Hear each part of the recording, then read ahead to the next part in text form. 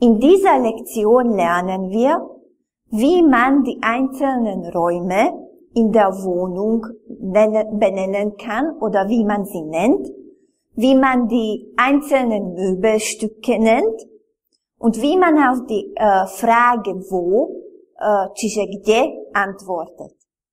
Čiže v tejto lekcii sa naučíme, ako pomenovať jednotlivé miestnosti v byte alebo v dome, ako pomenovať základné kusy nábytku a takisto sa naučíme, ako odpovedať na otázku, kde sa niečo nachádza. Los geht's, poďme na to. Welche Räume gibt es in einer Wohnung? Aké miestnosti sa nachádzajú v byte?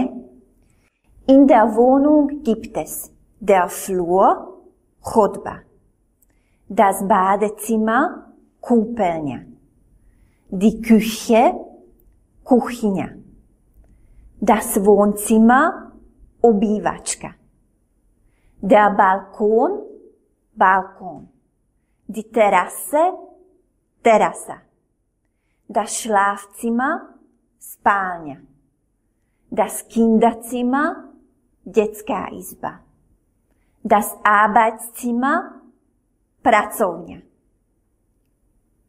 Keď sa chceme opýtať na to, kde sa niečo nachádza, urobíme to veľmi jednoducho. A to pomocou slovíčka kde, čiže wo. Zum Beispiel. Wo ist deine Wohnung? Kde je tvoj byt? Oder. Wo ist das Buch? Kde je kniha? Oder. Wo ist das Badezimmer? Kde je kúpeľňa? Keď chceme povedať, že kde sa niečo nachádza, musíme sa zoznámiť s tretím pádom, čiže s datívom.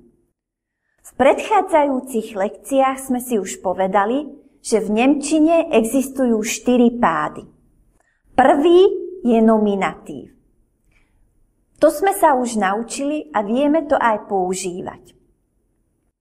Má to otázky kto, čo. Wer, was. Takisto sme sa už naučili používať 4. pád, čiže akuzatív. Akuzatív má otázky koho, čo, wen, was. Povedali sme si aj to, že sa v istých prípadoch menia členy. A to v mužskom rode sa der mení na den a takisto neurčitý člen ein mení na einen.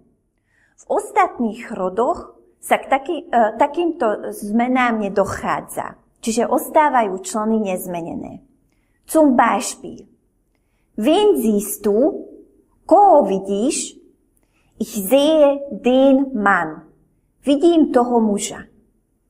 Oder ich sehe einen Mann. Vidím jedného muža. Was isst du? Čo ješ? Ich esse einen Hamburger. Jem Hamburger. Oder ich esse den Hamburger. Jem tiež hamburger.